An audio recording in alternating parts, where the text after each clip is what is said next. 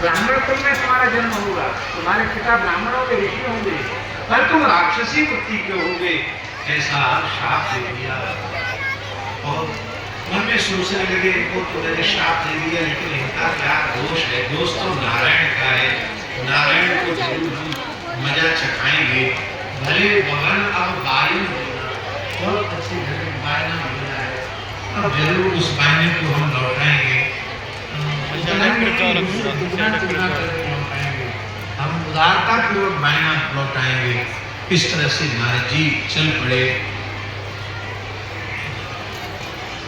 धन्य विष्णु लोकम जनामह, विष्णु लोक जाने लगे।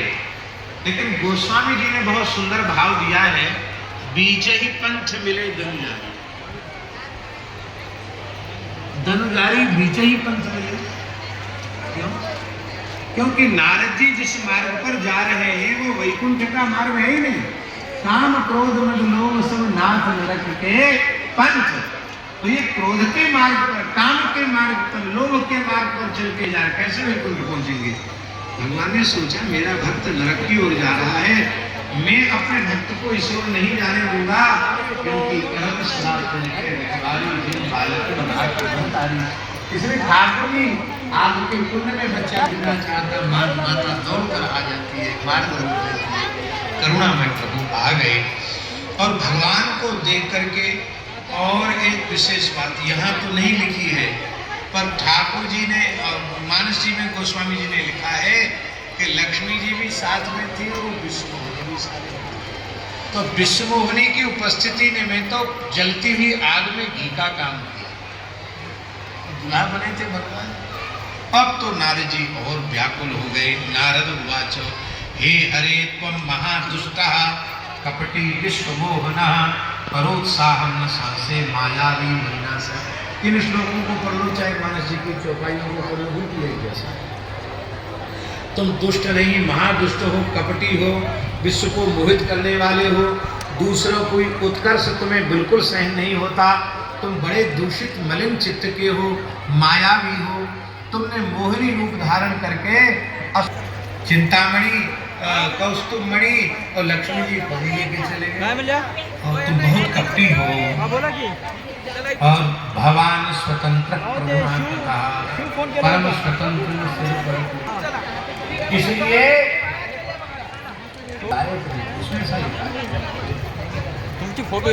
तो देखो आज मैं तुम्हें शाप अवश्य दूंगा, जिससे हरण हो जाएगा, राक्षस घर ले जाएंगे, अब तुमको रोना पड़ेगा।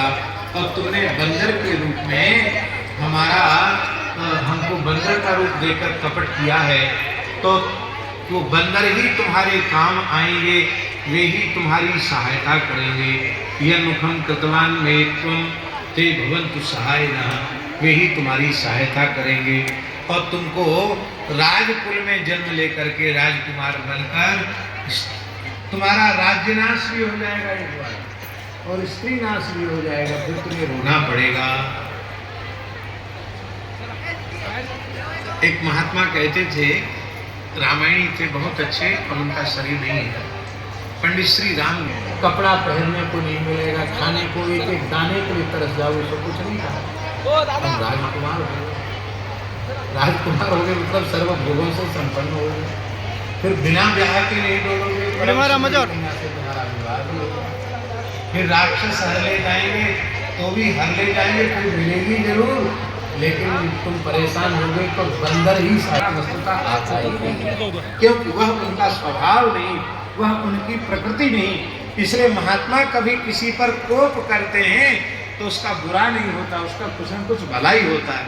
तो राम गुलाम दास जी रामायणी जी कहते थे, वो कहते थे महाराज भगवान का भी भला होता संतों के क्रोध से, संसार का भला क्यों न हो, भगवान का भी भला। तो महाराज जी कई उदाहरण देते थे, जिन जिसको संतों ने श्राप दिया उसको कितना अच्छा।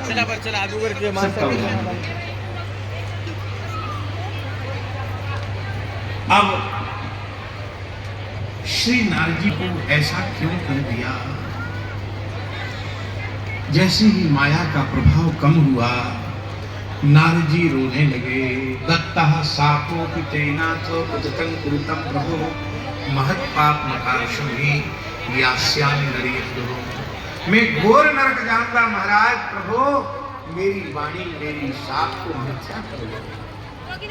भगवान प्रसन्न हो गए। भगवान ने कहा देवर्षि नारद, मैं जिस तो मैं इतना करुणामय हूँ कि तनिक भी क्रोध नहीं है। हाँ,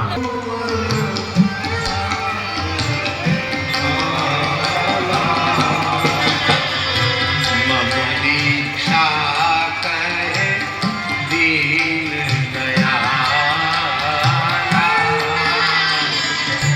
तुम्हें क्षमा कर देता। भगवान शिव की अवज्ञा हुई। भगवान शिव ने कहा था ना आपसे कि तुम प्रचार मत करना इस बात का, लेकिन तुमने निर्यस्तेन भवतः शिव शमते विधास्यति। अब भगवान शिव ही तुम्हारा कल्याण कर सकते हैं, इसलिए तुम भगवान शिव के परम पवित्र नामों का जप करो। जप हो जाए शंकर शत नामा। भगवान शिव के नामों का जाप करो। और भगवान शिव गर्व हरता है, परमेश्वर है, निर्गुण निर्विकार। ऐसा कहकर भगवान अंतर्धान हुए। उन्हें शतनाम शिव स्तोत्रम यदा अनन्य जपो। शतनाम शिव स्तोत्र को तुम अनन्य भाव से जपो और उससे तुम्हारे पाप नष्ट हो जाएंगे। श्री भगवान शंकर भगवान विष्णु की आज्ञा से नारद जी शिव सतनाम स्तोत्र का पाठ करते हुए और ब्रह्मलोक पहुंचे। शिवे नाम दावा नेर महापातक पर्वता वसिवी भवंतिना जिनायासात सत्यम सत्यम न संशया। भगवान कहते हैं जैसे भयंकर दावा।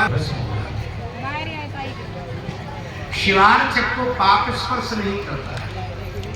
शिवार्चक से श्रेष्ठ इस ब्रह्मांड में दूसरा कोई व्यक्ति नहीं है।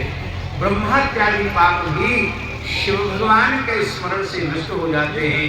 सत्यम सत्यम उतर जाते हैं, वे ही भाग्यशाली है। कितना बढ़िया श्लोक है। शिव नाम तरी प्राप्य संसाराधिम तरंजते संसार। उसके सारे पाप नष्ट हो जाते हैं। शिव नाम उठार है, कुल्हाड़ा है, इससे पाप रूपी वृक्ष का नाश तो हो ही जाता है।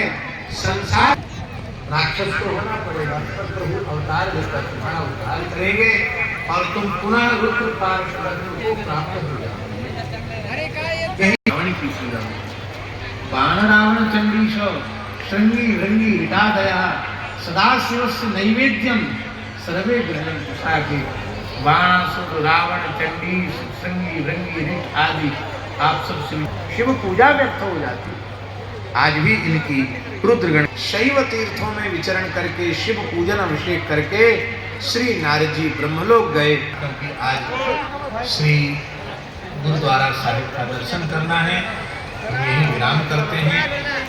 पूज्य भारतवर्ष की एक अनुपम श्री राम कथा की गायिका श्रीमद् भागवत श्री राम कथा एवं अन्य पुराणों की भी चर्चा। शिव पुराण की कथा भी तो आपने की है।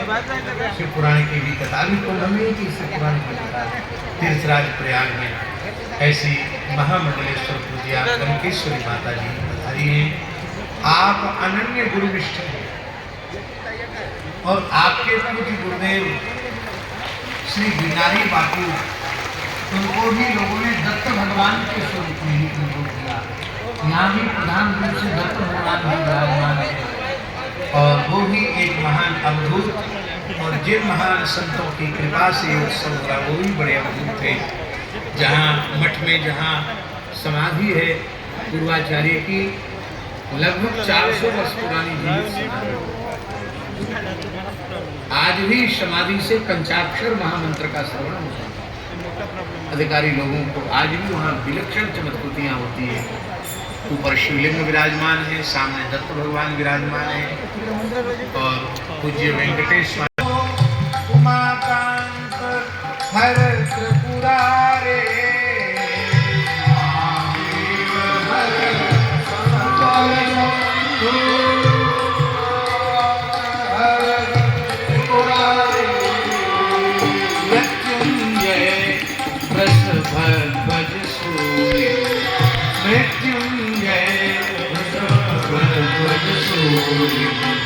गंगाधर मृग मत आए, गंगाधर मृग मत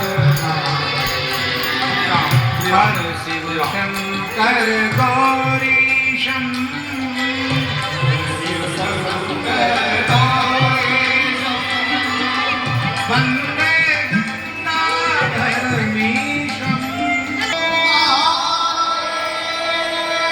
महादेव